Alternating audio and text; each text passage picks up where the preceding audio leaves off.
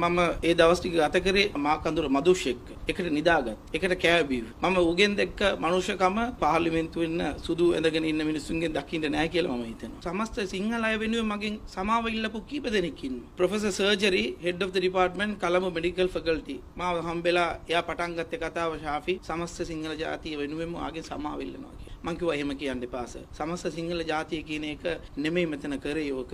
හොඳ පැත්තකට ජීවත් වෙන්න හිතන හොඳ දේවල් කරන පිරිසක් ඉන්නවම තමයි ඕනම වෘත්තියක. ඒ වගේම නරක දේවල් වලට යොමු වෙන තමන්ගේ වාසිය වෙනුවෙන් ඕන දෙයක් කරන්න පුළුවන්. අවංකවම කිව්වොත් පාදනීය කියන චරිතය අපේ GMO එකේ ප්‍රෙසිඩන්ට් වෙලා ඉන්නවා. නමුත් එයාත් මේකේදී නිහඬව හිටියා. වාසනාවකට හෝ අවාසනාවකට එයාගේ දෙවෙනි වරුවත් බිහි කරලා දුන්නේ මේ වෛද්‍ය ශාපේ. ඒ වුණත් ඒ තුමා ගාව වෛද්‍ය වෘත්තිය සාමාන්‍ය ජනතාව හිතන් ඉන්නේ දෙවිවරුන්ට සමාන කරන වෘත්තියක් විදිහට. නමුත් ඒ වෘත්තියම පාවිච්චි කරලා යක්කුන්ට බාර දුන්න අපේ අය. මම කවදාක්වත් මුස්ලිම් වෛද්‍යවරයෙක් නියෝජනය කරන්න වෙයි සේවය කරලා නැහැ. මොකද මං ගාව පොලිමක් හැදිලා තියෙන සිංහල ජනතාව. මම ගිහිල්ලා ක්ලිනික් එක වාඩි වුණාම මුළු ස්ටාෆ් එකම අඩුම වශයෙන් 15ක්වත් මම බලලා තමයි නෝමල් ලෙඩ බැලුවේ. ඇයි එහෙම බැලුවේ? මට තිබුණ ට්‍රස්ට් එක. මං කවදාකවත් ඒ ට්‍රස්ට් එක ඩැමේජ් කරලා නැහැ. ඒ ආත්ම විශ්වාසය උඩ තමයි ආපහු මං කුරුණෑගල ශික්ෂණ රෝහලට යන්න ඕනේ කියලා මට හිතුනේ. ඇත්ත කවදා හරි truth will win. ඒක මට විශ්වාසයක් තිබුණා. මේ අත්දැකීම් මං දහස් ගාණක් මව්වරුන්ට සේවය කරලා තියෙනවා. එක මවකට එක හානියක්වත් මං කරන්න හිතලත් නැහැ. අදටත් සිංහල මිනිස්සු කුරුණෑගල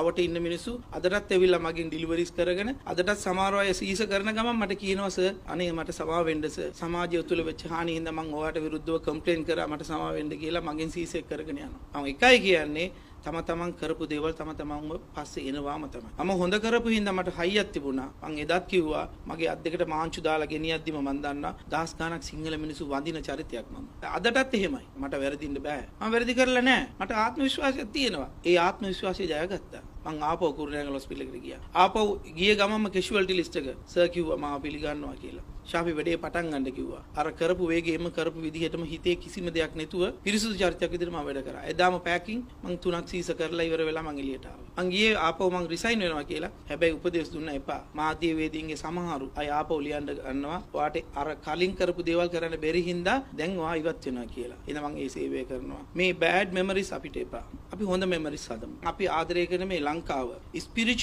ස්පිරිචුවලි ඩෙවලොප් වෙච්ච රටක් හදන්න අපි ඔක්කොම එකතු වෙමු.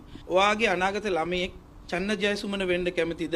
ප්‍රොෆෙසර් හේමන්ත සේනායක වෙන්න කැමතිද? ඔයාලගේ ඊළඟ පරම්පරාව හදන ළමයින් ටික ශානි අබේසේකර විදිහට වෙන්න කැමතිද? නැත්නම් වෙන අය වගේ වෙන්න කැමතිද? සිවුර නෙමෙයි, තොප්පි නෙමෙයි, ඕනම ආගම කවරයකට